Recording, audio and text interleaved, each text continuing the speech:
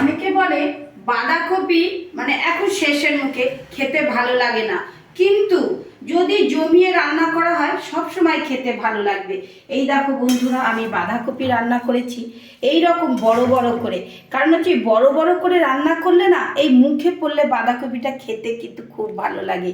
এইটার মধ্যে ধনেপাতা দেওয়া হয়নি, এটার মধ্যে গরম মশলা দিয়েছি। কিছু কিছু জিনিসে গরম মশলা খুব ভালো লাগে খেতে।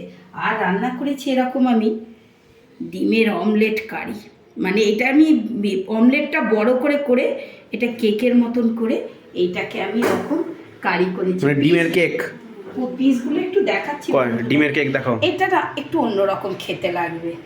তোমাদের কেমন লাগে কমেন্ট করে কিন্তু জানাবে বন্ধুরা, আর ফলো করে দেবে।